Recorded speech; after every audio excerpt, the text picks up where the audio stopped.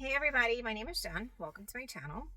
I am a woman in long-term recovery, and it is now September and it is National Recovery Month. So in honor of National Recovery Month and the fact that next month at the end of October, God willing, by the grace of my God, I will be celebrating 7 years of sobriety. Like, holy shit, 7 years, right? Like, that's so every 7 years they say your body cycles and changes. I have gone through one full cycle of changing, and my body and my likes and everything changing and whatnot in my journey of sobriety. So this is like a huge milestone. I feel like 7 years is really sustainable. I mean, all of it is, but for me personally, 7 years, this is the longest time frame of sobriety I've ever had in my life. I once had 5 years before and then I relapsed. So this for me is really just amazing. I'm it's very proud moment for me. It's all these things. And I feel like to honor National Sobriety Month, I want to talk about what sobriety is like for me. A lot of people have asked me over, oh gosh, long time, like what I do to stay sober, what works for me, what doesn't work for me, what I'm involved with, what I'm not involved with, etc. So if you are new here, not only am I a woman in long-term sobriety, I'm also a CARC, a SERPA, a rape crisis counselor, a Narcan trainer, a harm reductionist, all of these amazing paths that I have walked down and certifications that I've received over the last 7 years of my sobriety. And that has given me more insight and a different set of eyes on the disease of addiction, and has also taken me on a journey I never thought I would ever go on in my life. My addiction made my career. As bizarre as that sounds to say, it really did. And I have been involved with AA, NA, oh gosh, none of it, all of it, counseling, drinking, not drinking, smoking weed, not smoking weed, before I started on my path to recovery, like everything. I was a heroin addict, a meth addict, cocaine, you name it. I've probably tried it except for like three things. I've never tried mushrooms. I've never tried acid. That stuff always scared me. I'm not sure why. But this is how like we rationalize weird things in our head. So that being said, October 27th of this year, I will celebrate 7 consecutive years of complete sobriety. So we're gonna start off at the top. What people normally ask: do I participate in NAAA currently? No. Have I? Yes. So I think the longer you stay in sobriety, you adapt certain things to work for you and what doesn't work for you. I think everybody in the world should do the steps. I think the steps are just amazing to help center you as a human being, not even just a human being in recovery from addiction, just a human being in general. And they're soul cleansing, and we could all use a good cleansing every now and again. Have I gone to meetings? Yes. There was a time where I hated it. I loved it. I needed it. And then it wasn't for me anymore. And I know that's weird to say. So when I hated it is because I needed it.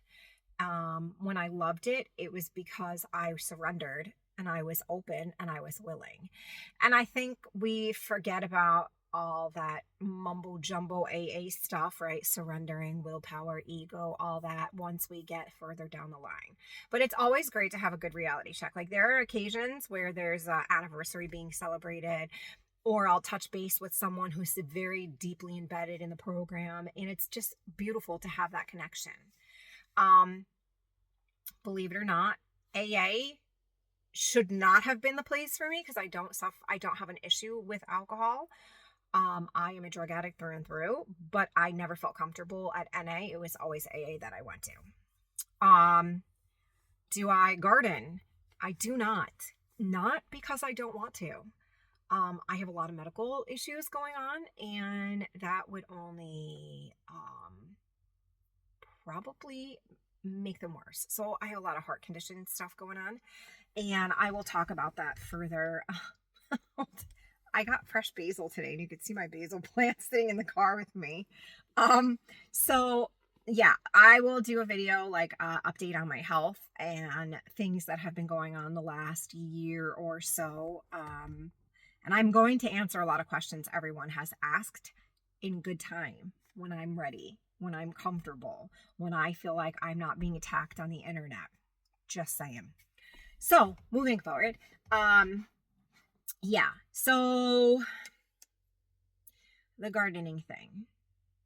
I don't smoke cigarettes. I don't smoke anything. So for me to garden, I don't like smoking anymore. I haven't smoked cigarettes or vapes or anything. And I think this August was just 6 years.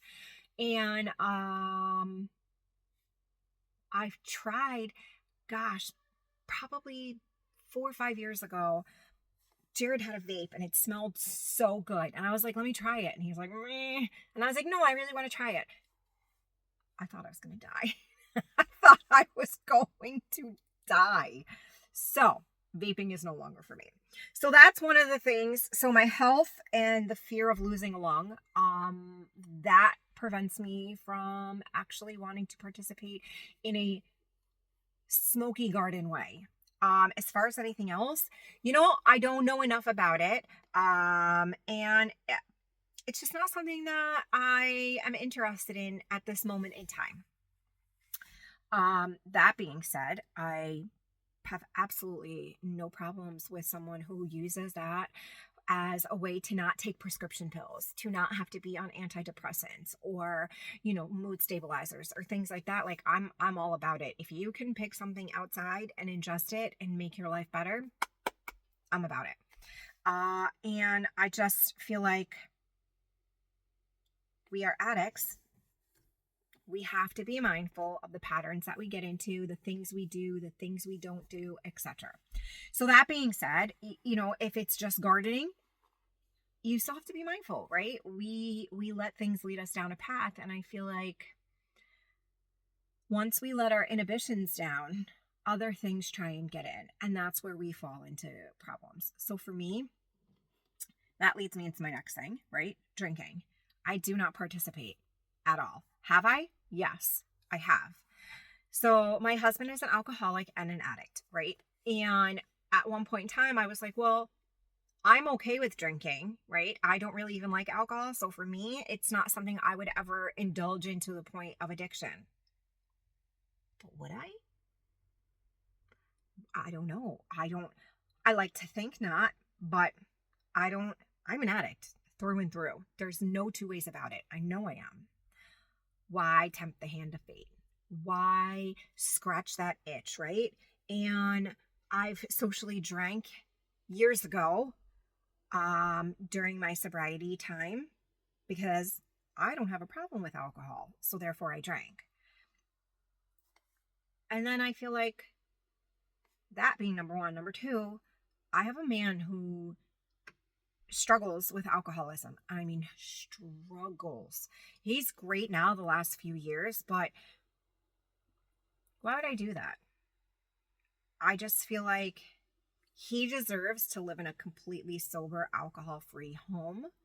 And I respect that. And I love him more than in the bi-yearly glass of wine. So for me, I don't participate in it. When I say I'm sober, I am stone cold sober. I take nothing but my heart medication. I don't feel like for me, Cali sober or any of that other stuff is a line that I want to walk. But that is for me. And that is my form of sobriety. If that is not for you and you can balance that form of sobriety, amen, sister. Keep at it. Not for me. Not for me. Not for my family. That's not something that I am interested in being involved with. So I read a lot. I try and stay up to date a lot. I'm a part of a lot of email threads about harm reduction and things like that. So I am forever still learning. And I feel like that helps me stay sober. I worked in the field for a very, very long time. I resigned at the end of January this year. I gave it 5 years. I lost countless people in those 5 years.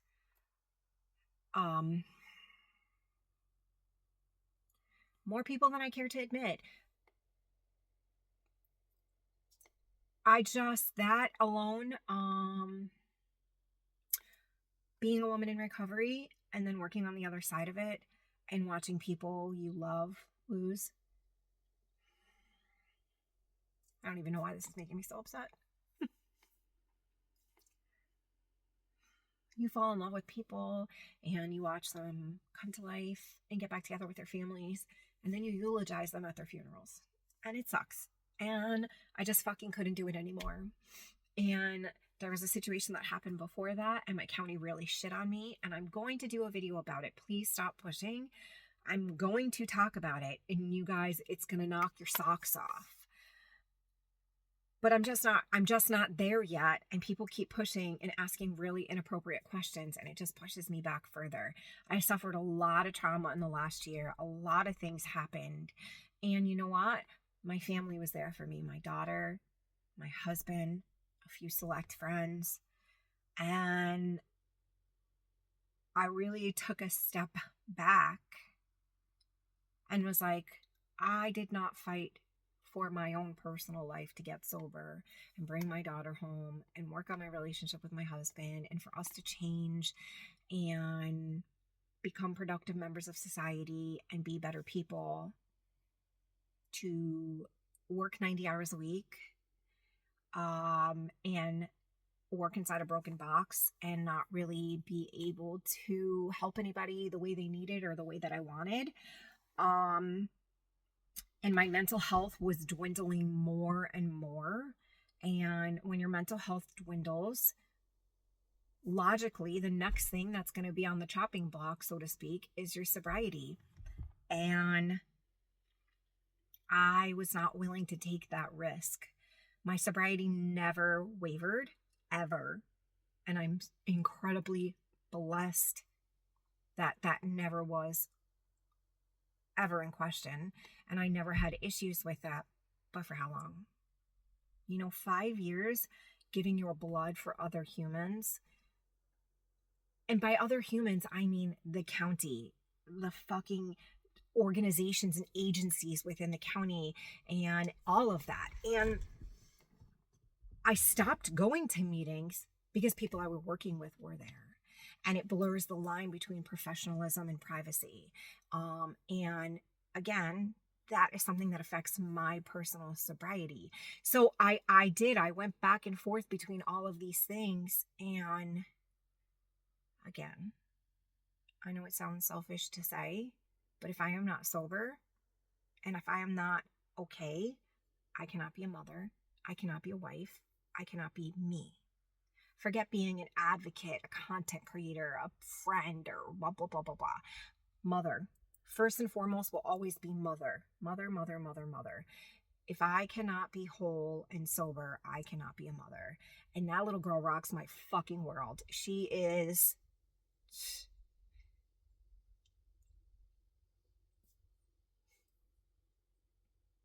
It's my baby. And I will do everything to keep me healthy, to keep her okay. And I know that sounds silly, but I hate the expression, the airplane mask, you have to put yours on before you can put someone else's on. So I have to make sure I'm sober, mentally okay, and stable so I can continue to be her mama, because there's nothing else in this world that gives me joy like that child. Nothing. And then on top of that, I love the shit out of my husband. That man is my best friend in this world. He's not just my husband. He's my husband last. As crazy as that is to sound. He is my best friend. He is my partner. I am the woman I am today because of him, because of the love he has given me, because of the courage he has given me, the support. That man is behind me every step of the way. I dare someone. I love when people are like, go get your husband. I'm like, bruh, you sure? Because I will. like I said, he's my husband last, but my best friend, my partner, my confidant, my everything, and then he's my family. And then lastly, he's my husband, right? All of that in a circle makes him my husband. So I have to make sure I am sober and stable for those people, because without those people, I am nothing. Those are the things that I do and don't do to maintain my sobriety. Um, I am very mindful of me. I know when I start talking a certain way, like if I'm very down about everything, if I'm very overwhelmed, when I am clenching my jaw in my sleep. I think now that I'm in my 40s and I've gone through everything that I've gone through and I have sustainable sobriety, 7 years of it, almost 7 years, we're at the tippy toe of 7. I have learned to read my body and know my own body language. And I think that has become such an invaluable tool for me to understand what is going on internally for me and where my center is at, whether it's off or not. And I think that has come from the career path that I've chosen, the education that I have received, and just being hard headed and not willing to quit. And I think that really only happens after a while, right? Getting sober, I mean, it's hard, but it's the easier part of sobriety. It's the staying sober, it's the doing the work, it's the doing the exploration of where the trauma came from, what caused it, what made you feel this way. It's digging in deep and really ripping that shit apart. That is the absolute gut-wrenching, horrible, horrifying, hurtful, beautiful, real-living you part of sobriety. And I think now, 7 years into my journey, I'm getting there. Connor shared a video in a group chat that we have with a good friend of ours and Jared and whatever. And it is a Facebook reel. And on the reel, they have a cup of water. Well, they have a cup of soda, I believe it is. And it's under a faucet and the water is just pouring. And it just goes to show how it goes from dark and eventually all the trauma filters out and eventually it's white, right? And it's clear. I'm not clear yet. I'm a murky color. I'm getting there, but I'll never fully be there because there will always be more learning about myself, education, and learning about my sobriety. I hope you guys enjoyed this video. If there are any questions that you have that I can help you with, please don't hesitate to send me an email. I will see you guys all in the next one. Bye.